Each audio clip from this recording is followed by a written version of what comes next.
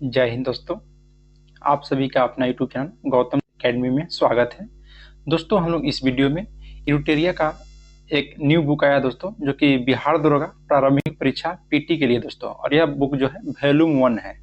इसमें दोस्तों total 15 model practice set दिया गया है, और यह दोस्तों जो टोटल मॉडल प्रैक्टिस सेट है पूर्णतः परीक्षा पद्धति पर दोस्तों आपको आधारित है, और प्रत्येक प्रैक्टिस सेट में दोस्तों 100 क्वेश्चन है। तो जिसमें दोस्तों हम लोग प्रत्येक सेट को यहाँ पर देखेंगे। तो और आप हमारे दोस्तों YouTube चैनल पर पहली बार आए हैं तो चैनल को सब्सक्राइब कर लीजिए और बेल आइकन को प्रेस कर लीजिए। इस वीडियो में हम लोग दोस्तों यहाँ पे प्रैक्टिस सेट नंबर 3 देखने वाले हैं। इससे पहले आपको 2 practice set old discussion 100 question का कराया गया है। यदि आप नहीं देखे हैं तो हमारा YouTube चैनल पर प्लेलिस्ट बनाकर डाल दिया गया है, वहां से आप लोग देख सकते हैं। तो चलिए दोस्तों हम लोग बिना देर के क्वेश्चन की ओर बढ़ते हैं। एग्जाम की दृष्टि से सभी क्वेश्चन अति महत्वपूर्ण है। क्वेश्चन नंबर पहला कि वर्ष 1955 में गठित करवे समिति का संबंध निम्न में से किससे है। तो देखिए दोस्तों 1955 में जो करवे समिति गठित हुआ था उसका संबंध दोस्तों ग्राम तथा लघु उद्योग समिति से है। ग्राम तथा लघु उद्योग समिति से, यानी यहाँ पे लघु उद्योग दिया गया है, तो ऑप्शन नंबर बी आपका राइट हो जाएगा। लघु उद्योग समिति की स्थापना दोस्तों याद रखना किसके तहत किया गया था, करवे समिति के नाम पर, करवे समिति के नाम पर। और इस समिति ने इस बात की संभावना पर विचार किया कि ग्राम विकास को प्रोत्साहित करने के लिए लघु उद्योग का प्रयोग किया जाना चाहिए। तो यहाँ से याद रखना दोस्तों करवे समिति जो कि गठित हुआ कब 1955 में, और किससे संबंधित है तो लघु उद्योग से। नेक्स्ट है कि स्वतंत्रता के समय देश के लगभग कितनी प्रतिशत जनसंख्या कृषि पर निर्भर है। तो लगभग दोस्तों 75% था। 75% स्वतंत्रता के समय देश में लगभग 75% जनसंख्या जो कि दोस्तों कृषि पर आधारित है, याद रखिएगा कृषि पर। और कृषि दोस्तों जो प्राथमिक क्षेत्र के अंतर्गत आ जाता है, याद रखिएगा। नेक्स्ट है कि भारत में सामाजिक बैंकिंग सेवा की शुरुआत किस वर्ष प्रारंभ किया गया था। तो दोस्तों वर्ष 1969 में, वर्ष 1969 में याद रखना है सामाजिक बैंकिंग को दोस्तों शुरुआत किया गया था। और एक बात यहाँ से दोस्तों आपको याद रखना है कि 1969 में ही दोस्तों पहली बार 14 बैंकों का राष्ट्रीयकरण किया गया था, याद रखिएगा 14 बैंकों का पहली बार राष्ट्रीयकरण 1969 में। नेक्स्ट है कि भारत में पशुधन में सर्वाधिक आय किसका है। तो देखिए दोस्तों भारत में पशुधन में सबसे बड़ा अंश मुर्गी पालन का है। किसका है तो मुर्गी पालन का है, तो ऑप्शन बी हो जाएगा। और भारत के किसान समुदाय के लोग प्रायः मिश्रित कृषि पशुधन व्यवस्था को अनुसरण करते हैं, ये भी यहाँ से आपको याद रखना है। क्वेश्चन नंबर 5, क्वेश्चन 5 है कि निम्नलिखित युग्म में कौन सा युग्म सही है। जिसमें पहला दोस्तों कि अकसमुद्र पक्षी संरक्षण रिजर्व जो कि कर्नाटक राज्य है, बिल्कुल सही बात है दोस्तों, यानी कि सही ही पूछ रहा है, तो आपका ऑप्शन ये हो जाएगा, पहला ही दोस्तों सही है। बाकी यहाँ से याद रखना है ऑप्शन बी पाइए कि कराईवेटी पक्षी अभ्यारण्य। तो कराईवेटी पक्षी अभ्यारण्य आपका दोस्तों तमिलनाडु में हो जाएगा, न कि केरल में, याद रखना है तमिलनाडु में। नेक्स्ट है कि मगधी केरे संरक्षण रिजर्व। तो मगधी केरे संरक्षण रिजर्व दोस्तों आपका हो जाएगा कर्नाटक राज्य में, याद रखिएगा कहाँ में तो कर्नाटक में। फिर है दोस्तों कि होकेरा आंध्र भूमि। तो होकेरा आंध्र भूमि आपको जम्मू कश्मीर में देखने के लिए मिलेगा, न कि दोस्तों पंजाब में, याद रखना है जम्मू कश्मीर में। चलिए नेक्स्ट क्वेश्चन की ओर बढ़ते हैं। क्वेश्चन नंबर 6 बोला कि सचिन तेंदुलकर को किस वर्ष भारत के सर्वोच्च नागरिक सम्मान भारत रत्न से सम्मानित किया गया था। तो भारत रत्न से दोस्तों सम्मानित किया गया था सचिन तेंदुलकर को 2014 में, 2014 में, याद रखिएगा। और सचिन तेंदुलकर दोस्तों आप क्रिकेटर हैं, क्रिकेटर। और कुछ और व्यक्ति का नाम बताएं दोस्तों वो भी याद रखना है। देखिए मदन मोहन मालवीय जो कि प्रचलित व्यक्ति थे, इनको दोस्तों 2015 में भारत रत्न दिया गया है। अटल बिहारी वाजपेयी जी को 2015 में दिया गया था। फिर प्रणब मुखर्जी को 2019 में दिया गया था। एपीजे अब्दुल कलाम जो कि दोस्तों भारत के मिसाइल मैन के नाम से जाने जाते हैं, इनको 1997 में भारत रत्न दिया गया था। नेक्स्ट है कि उर्दू भाषा के लिए प्रथम ज्ञानपीठ पुरस्कार विजेता निम्न में से कौन है। तो उर्दू भाषा के लिए दोस्तों, तो उर्दू भाषा के लिए थे फिराक गोरखपुरी। फिराक गोरखपुरी को दोस्तों उर्दू भाषा है तो प्रथम ज्ञानपीठ पुरस्कार मिला था, याद रखिएगा। और इन्हें यही सम्मान इनकी पुस्तक है गुल ए नगमा की रचना हेतु दिया गया था। इसका पुस्तक कौन था तो गुल एम नगमा हेतु, याद रखिएगा। फिर यहाँ पे दोस्तों आपका और कुछ नाम बताते हैं, जैसे जी शंकर कुरुप है। जी शंकर कुरुप दोस्तों जो कि प्रथम विजेता थे, इनको मलयालम भाषा के लिए मिला था, मलयालम भाषा के लिए। फिर यही दोस्तों हिंदी भाषा के लिए पूछेगा कि प्रथम ज्ञानपीठ पुरस्कार किसको मिला था हिंदी भाषा के लिए? तो सुमित्रानंद पंत को, हिंदी भाषा के लिए सुमित्रानंद पंत को। फिर मराठी भाषा के लिए दोस्तों प्रथम विजेता थे कौन? तो विष्णु सखा खांडेकर, विष्णु सखा खांडेकर मराठी। और अंग्रेजी भाषा के लिए पूछेगा प्रथम ज्ञानपीठ पुरस्कार तो अमिताभ घोष, अमिताभ घोष। चलिए नेक्स्ट दोस्तों क्वेश्चन नंबर आपका 8 है। क्वेश्चन 8 है कि होलकर ट्रॉफी का संबंध निम्न में से है। तो होलकर जो ट्रॉफी है दोस्तों वो याद रखना है ब्रिज खेल से, ब्रिज खेल से। तो ऑप्शन नंबर आपका सी आपका राइट हो जाएगा। यहाँ से दोस्तों कुछ और हम ट्रॉफी का नाम बता रहे हैं, जैसे राइडर कप, राइडर कप जो कि प्रचलित है गोल पे खेल से, राइडर कप। फिर मरडेका कप, मरडेका तो यह फुटबॉल से है। फिर दोस्तों बेटन कप है, बेटन कप हॉकी से है। एजेरा कप पोलो से है। और नारंग कप जो कि बैडमिंटन से है। नेक्स्ट है कि प्रसिद्ध भजन सोपारी का संबंध किस वाद्य यंत्र से है? तो देखिए दोस्तों संतूर वादक थे, संतूर वादक थे जिनका नाम था भजन सोपारी, भजन सोपारी दोस्तों संतूर वादक थे। फिर यहाँ से आपको नाम याद रखना है दोस्तों, एक पंडित रविशंकर नाम है जो कि दोस्तों सितार वादक थे, सितार वादक। जाकिर हुसैन थे जो कि तबला वादक थे। पन्नालाल घोष, पन्नालाल घोष बांसुरी वादक, बांसुरी वादक। अली अहमद हुसैन खान जो कि शहनाई, अली अहमद हुसैन खान तो शहनाई। फिर शिव कुमार शर्मा हो जाएंगे जो कि संतूर से है, शिव कुमार शर्मा संतूर से। देखिए दोस्तों कोशिश कीजिएगा आप भी 102 बार बोलने के लिए ताकि आपको याद हो जाए। नेक्स्ट है कि पाखु पिल्ला लोक नृत्य का संबंध किस राज्य से है?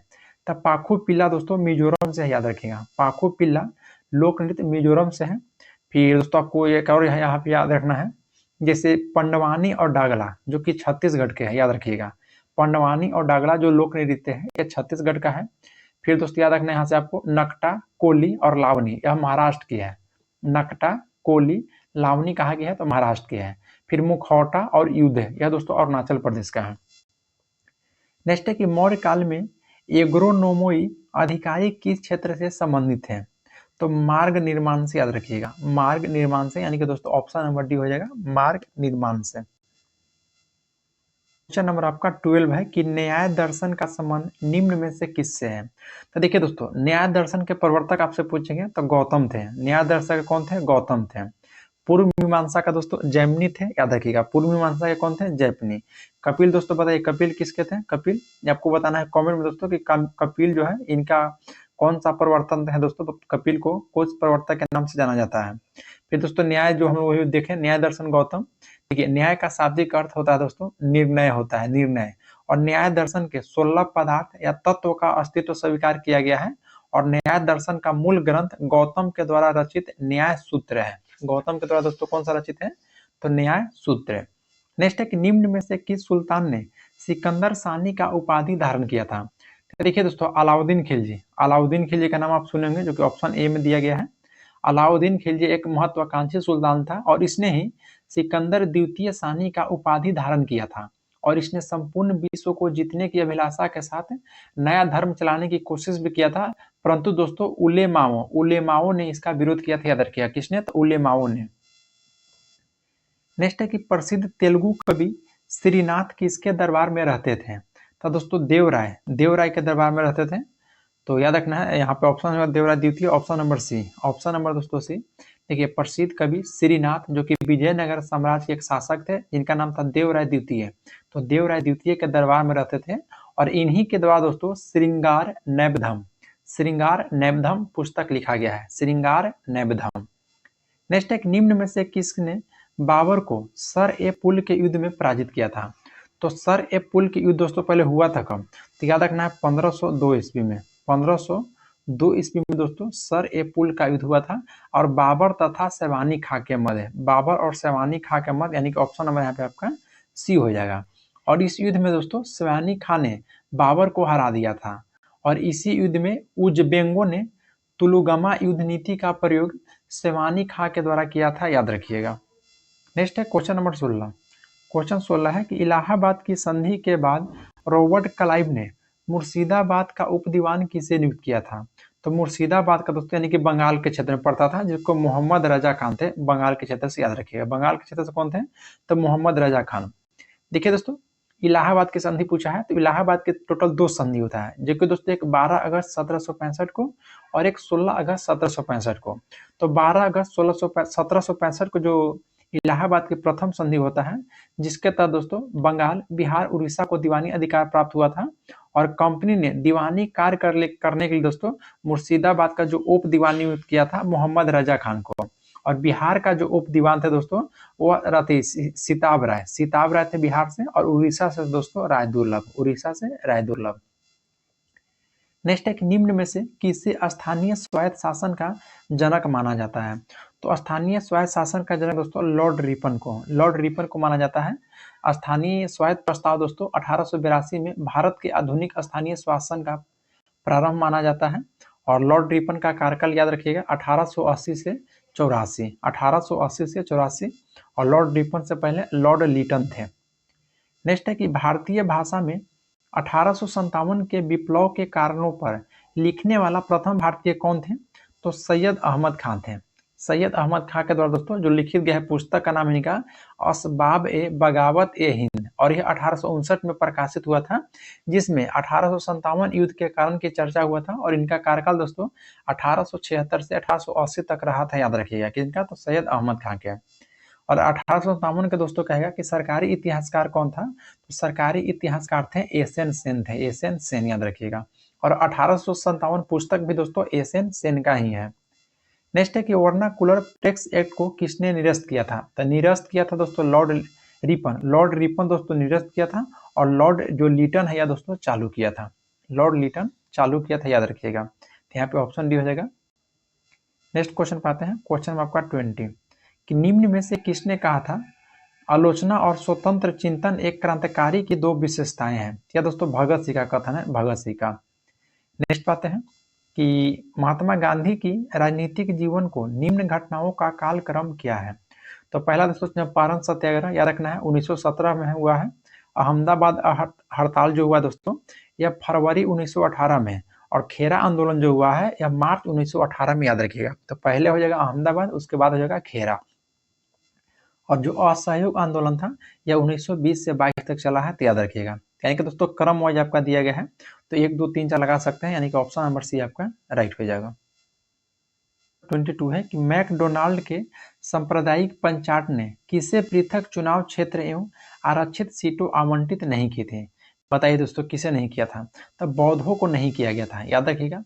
जो कि देखिए दोस्तों 16 अगस्त 1932 को, ध्यान देना है, 16 अगस्त 1932 को ब्रिटिश प्रधानमंत्री जिनका नाम था दोस्तों रैमजे मैकडोनाल्ड ने सांप्रदायिक पंचायत की घोषणा किया था, और इसने प्रथम निर्वाचक पद्धति को न केवल मुसलमानों के लिए जारी रखा बल्कि इसे दलित वर्ग को भी लागू किया, और इसके तहत मुसलमान, ईसाई, सिख के लिए प्रथम निर्वाचन पद्धति को सुविधा को प्रदान किया गया था, जो कि दोस्तों केवल और केवल प्रांतीय विधान मंडल पर ही लागू था, प्रांतीय विधान मंडल पर।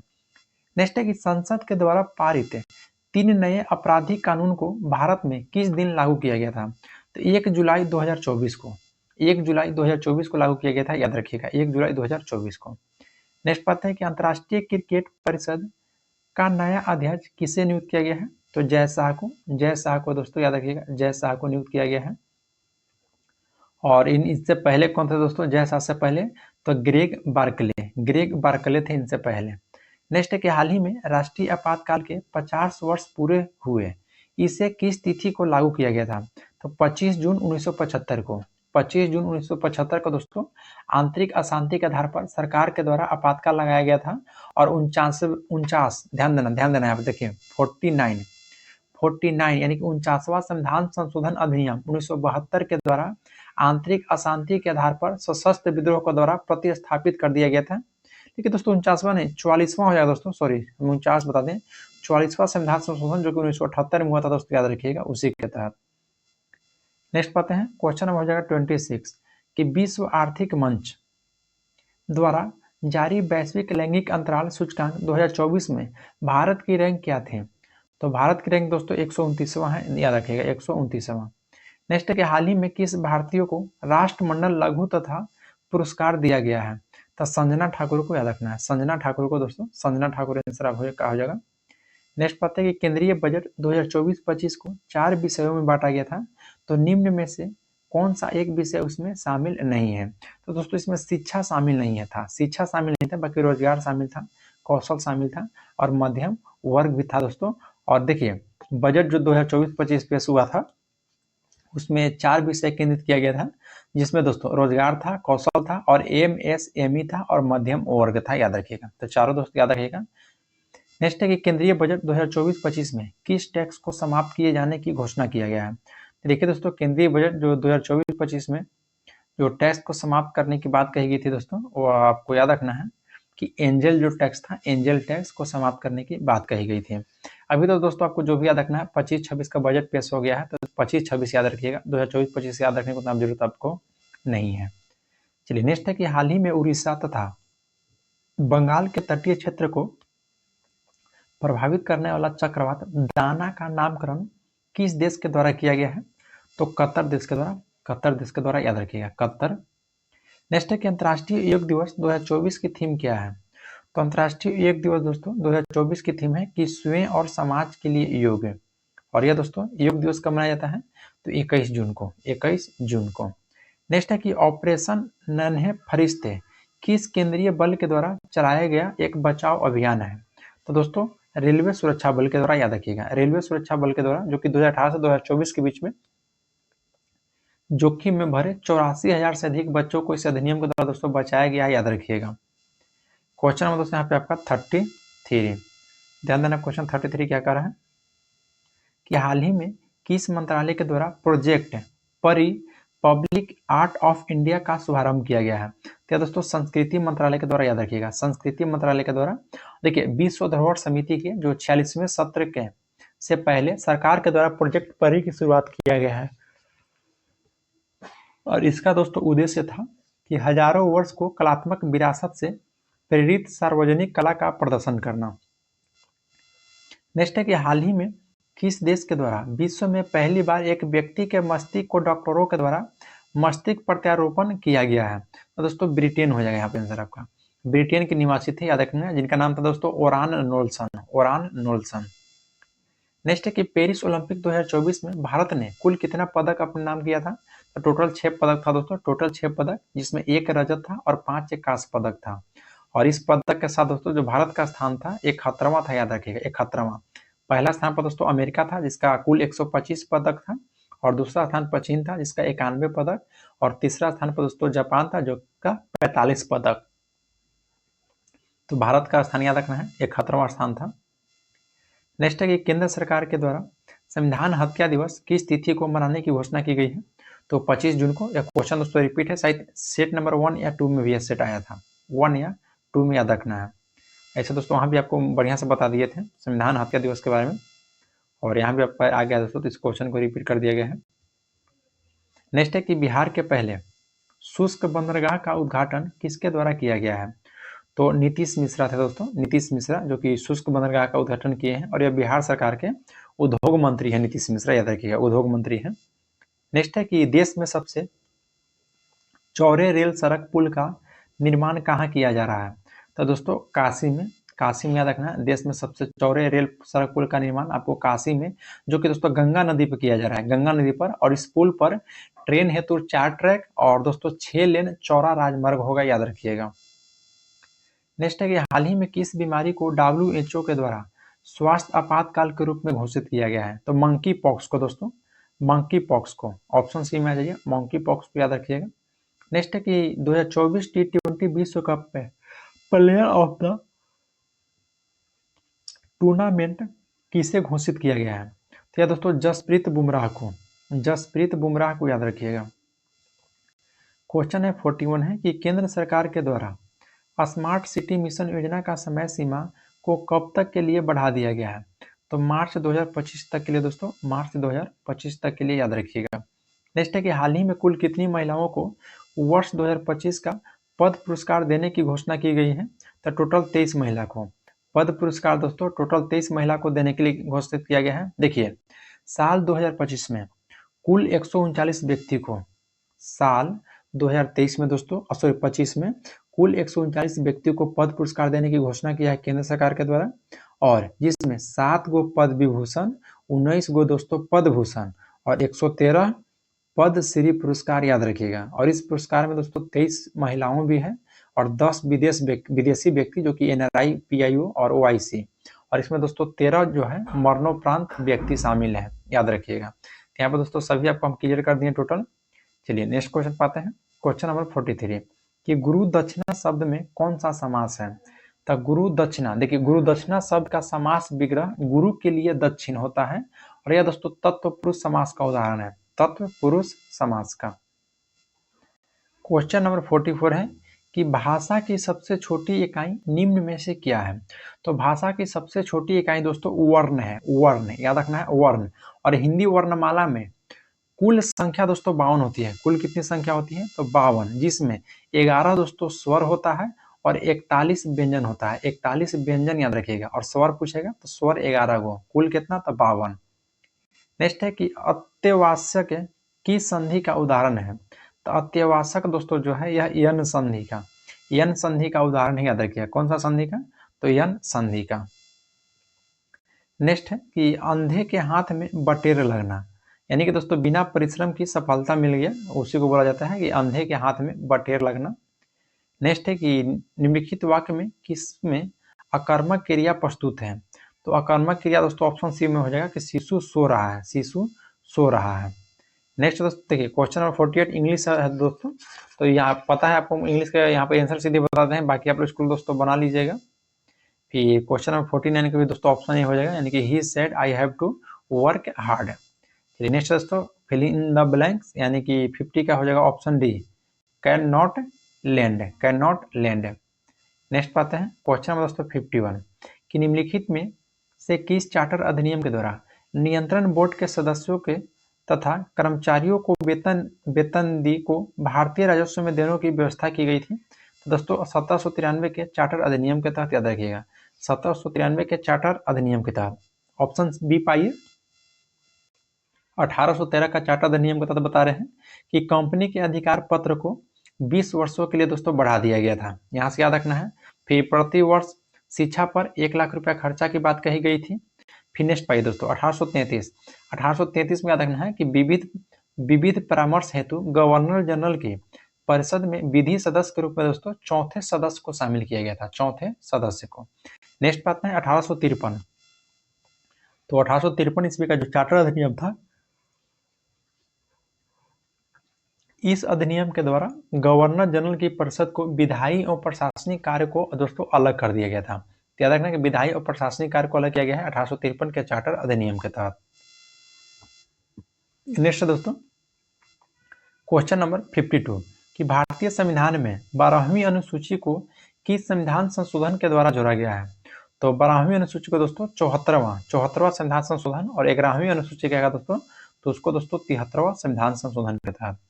नेक्स्ट है कि फ्रांस की सरकार ने अपनी सभी बस्ती पांडिचेरी, चंद्रनगर, यनम और केरिकल को भारत को कब सौंपा था।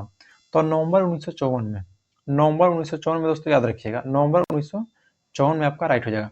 देखिए दोस्तों थोड़ा सा हम क्वेश्चन 52 को थोड़ा सा रिपीट करना चाहते हैं आपको। क्वेश्चन 52 को क्या रिपीट करना चाहते हैं कि देखिए मूल संविधान में टोटल 8 अनुसूचित हैं, मूल संविधान में टोटल 8 अनुसूचित हैं, लेकिन अभी वर्तमान में कितना है दोस्तों, तो 12 अनुसूची। तो एक नौवीं अनुसूची को दोस्तों संविधान का पहला संविधान संशोधन अधिनियम होता है 1951 में। इसके 10 दोस्तों 9वीं अनुसूची को जोड़ा गया था, जिसमें भूमि सुधार संबंधित प्रावधान किया गया है। फिर दोस्तों एक संशोधन होता है 52 यानी कि 52वां संविधान संशोधन होता है जो 1985 में। इसके तहत दोस्तों 10वीं अनुसूची को द्वारा जोड़ा जाता है और उसमें दल बदल का प्रावधान किया जाता है।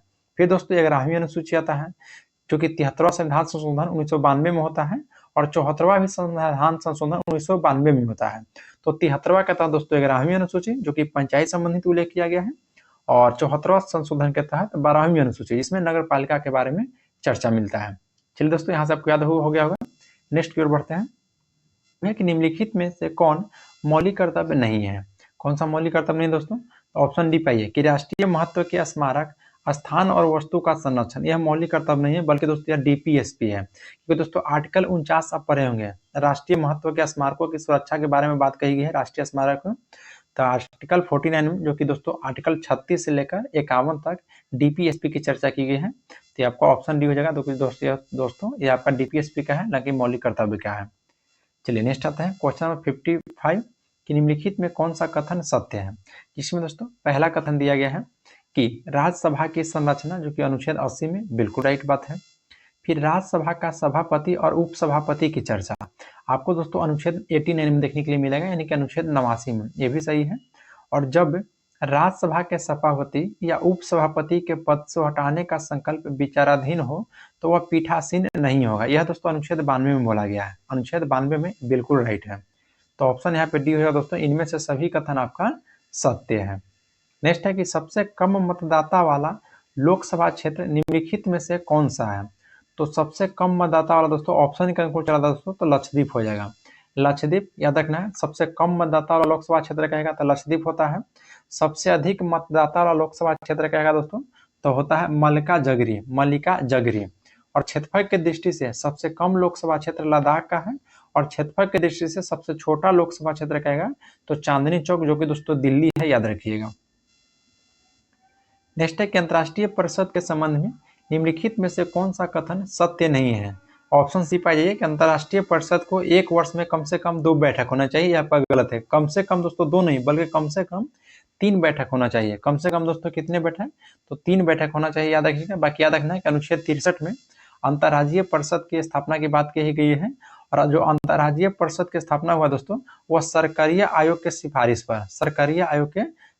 पर याद रखिएगा।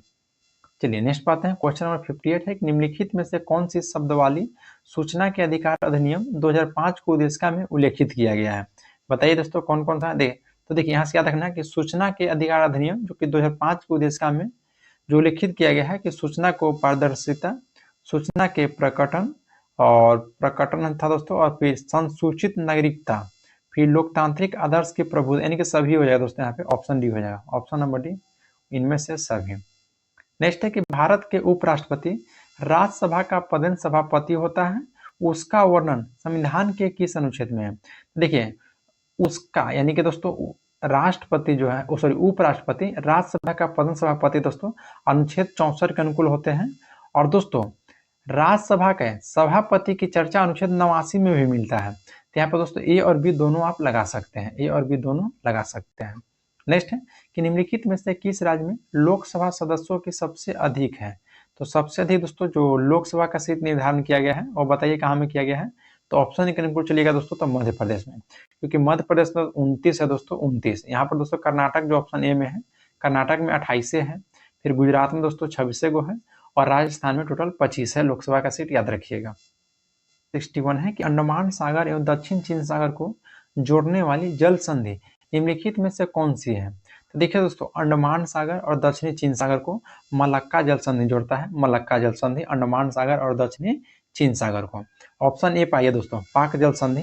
पाक जल संधि देखिए पाक जल संधि जो है यह मन्नार और बंगाल की खाड़ी को जोड़ता है, मन्नार और बंगाल की खाड़ी, यानी कि मन्नार की खाड़ी और बंगाल की खाड़ी। फिर ऑप्शन सी पाइएगा कारी माटा जल संधि। तो कारी माटा जल संधि दोस्तों दक्षिणी चीन सागर और जावा सागर, दक्षिणी चीन सागर और जावा सागर को जोड़ती है।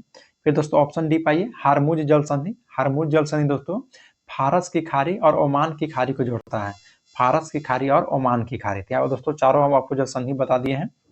नेक्स्ट है कि विश्व का सबसे बड़ा क्षेत्रफल वाला देश कौन सा है?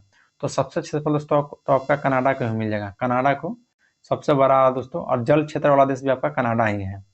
तो यहाँ पे ऑप्शन दोस्तों ये आपका राइट हो जाएगा। ऐसे दोस्तों देखिए विश्व में सबसे बड़े जल क्षेत्रफल वाला देश आपसे पूछेगा तो क्रम वाइज हम यहाँ पे आपको बता रहे हैं। सबसे पहले हो जाएगा कनाडा, कनाडा के बाद रूस, रूस के बाद दोस्तों अमेरिका, और अमेरिका के बाद भारत, यानी कि चौथा स्थान पर दोस्तों आपका भारत का याद रखिएगा। किसमें? तो जल क्षेत्रफल वाला देश में। नेक्स्ट है कि पृथ्वी पर शीतोष्ण कटिबंधीय क्षेत्र कितने डिग्री अक्षांशों के बीच क्षेत्र कहलाता है? दोस्तों 45 डिग्री से लेकर 66 डिग्री उत्तरी और दक्षिणी अक्षांश के बीच के क्षेत्र को याद रखिएगा।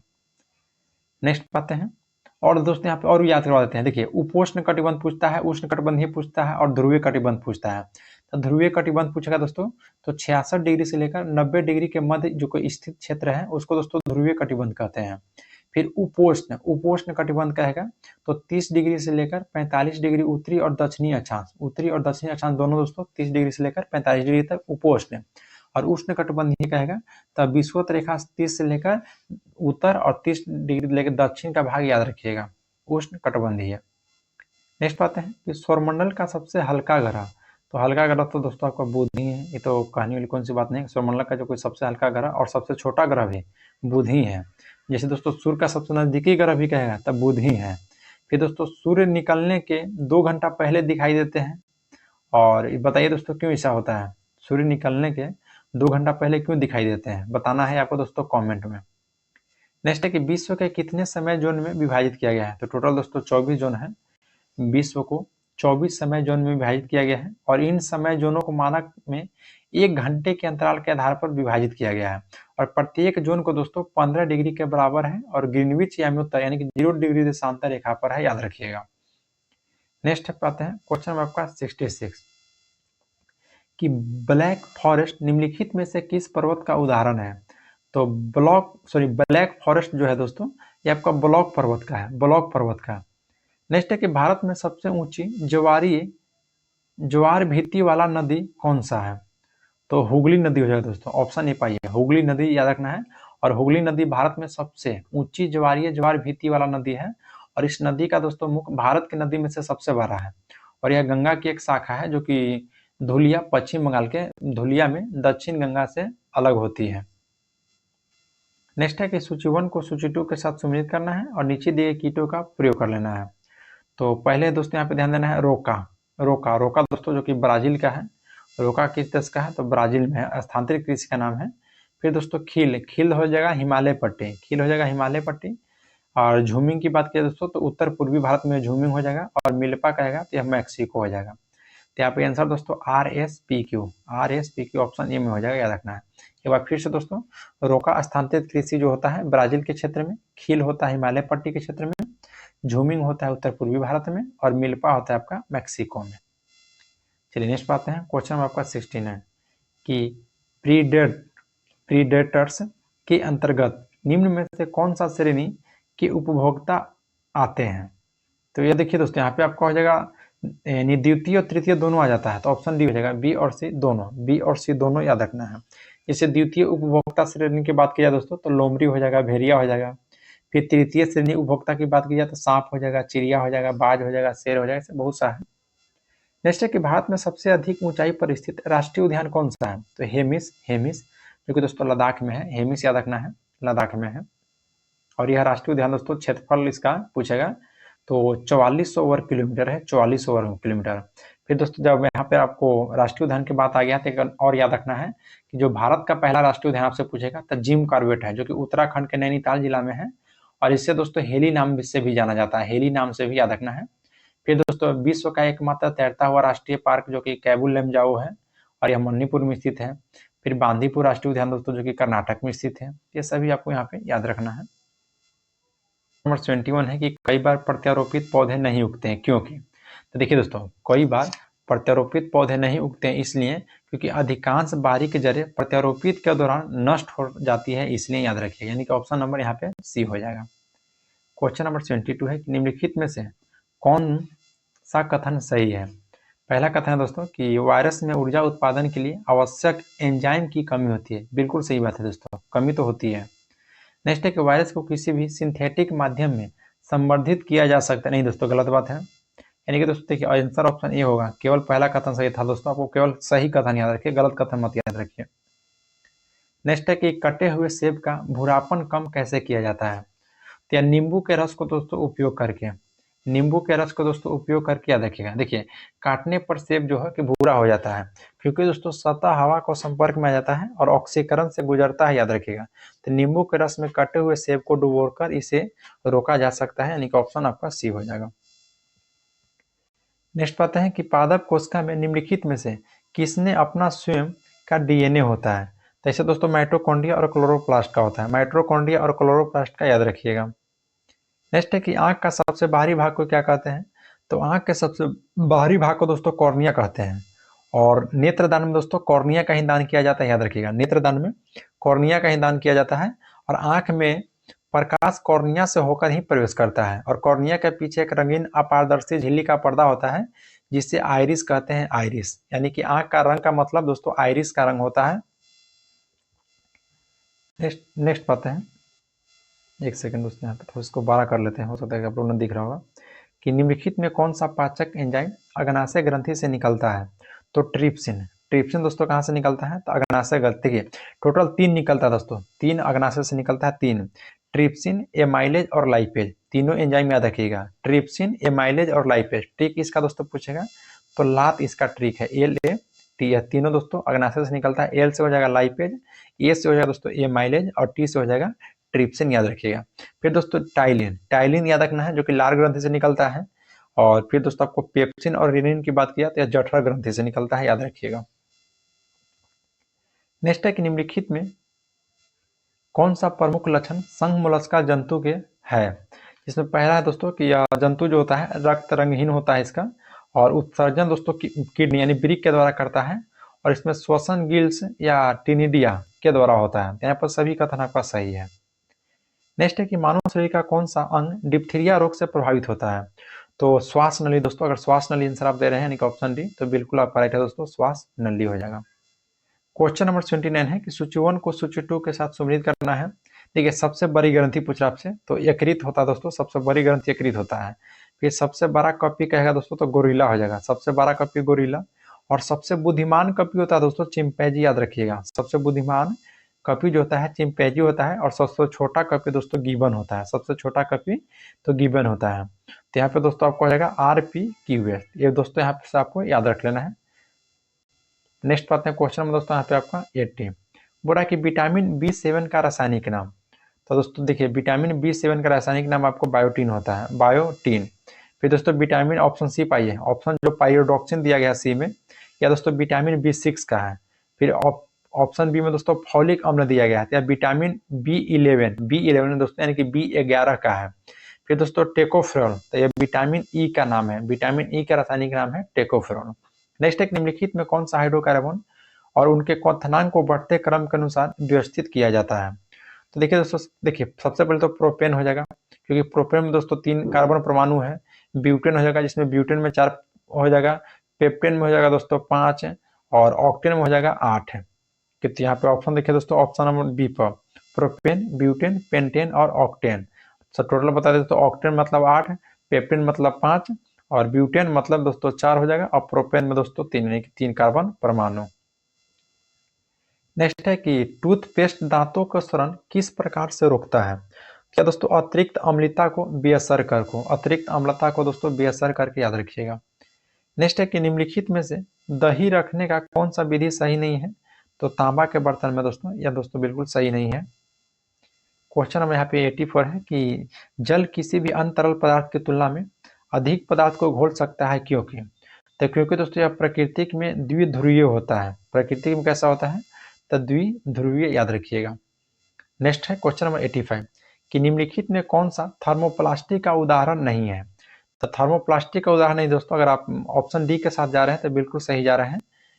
मेलामाइन, मेलामाइन दोस्तों नहीं है। बाकी यहाँ से याद रखना कि पॉलीस्टाइन, नाइलॉन और दोस्तों टेफलॉन, ये सभी दोस्तों थर्मोप्लास्टिक का उदाहरण है, याद रखिएगा, सभी थर्मोप्लास्टिक का उदाहरण है। थर्मोप्लास्टिक में भी दोस्तों आता है उदाहरण, जिससे आता है लेस्टोराइड, nylon, Teflon, polythene, polyvinyl chloride, ये सभी होता है दोस्तों थर्मोप्लास्टिक के अंतर्गत आता है। एक होता है थर्मोसेंटिंग प्लास्टिक, थर्मोसेंटिंग, जिसमें दोस्तों बैकेलाइट और मेलामाइन आता है। मेलामाइन जो कि ऑप्शन डी में है, और एक याद रखना है बैकेलाइट, या थर्मोसेंटिंग प्लास्टिक के अंतर्गत आता है। नेक्स्ट एक निम्नलिखित धातु को क्रियाशीलता को अवरोही क्रम में सजाइए। तो सबसे पहले दोस्तों सोडियम हो जाएगा, सोडियम सबसे पहले हो जाएगा, लास्ट में दोस्तों मैग्नीशियम। तो 1 3 देखिए दोस्तों किसमें तो है 1 3, देखिए ऑप्शन सी पाइए, ऑप्शन सी में तो दोस्तों 1 और 3 के दोस्तों, एक में दोस्तों निम्नलिखित धातु को क्रियाशीलता के अवरोही, सबसे पहले सोडियम, पोटेशियम यहाँ पे होना चाहिए दोस्तों, पोटेशियम किधर है?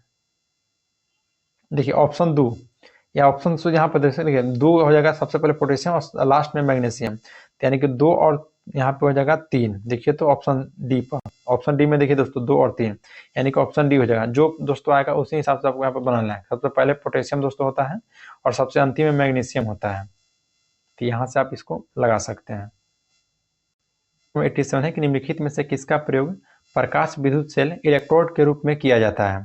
तो बताइए दोस्तों किसका प्रयोग किया जाता है? तो याद रखना है सीजियम का और पोटेशियम का, सीजियम और पोटेशियम दोनों का दोस्तों, यानी कि ऑप्शन डी हो जाएगा, ए और बी दोनों का। नेक्स्ट है कि तरल नाइट्रोजन LN2 के बारे में निम्नलिखित कथन पर विचार करना है। तो यहाँ से दोस्तों आपका दोनों कथन सही हो जाएगा। ऑप्शन सी हो जाएगा दोस्तों 88 का, ऑप्शन नंबर सी हो जाएगा। क्योंकि दोस्तों देखिए यह एक रंगहीन, गंधहीन और गैर संराक्षक और गैर ज्वलनशील अत्यधिक ठंडा तरल है और इस सतह पर फैलते ही दोस्तों गायब हो जाता है, यानी कि सभी कथन सत्य था। नेक्स्ट है कि एक सरल लोलक का आवर्तकाल और प्रभावी लंबाई के बीच क्या संबंध है। तो टी समानुपाती दोस्तों हो जाएगा, यानी कि कहाँ हो जाएगा टी समानुपाती।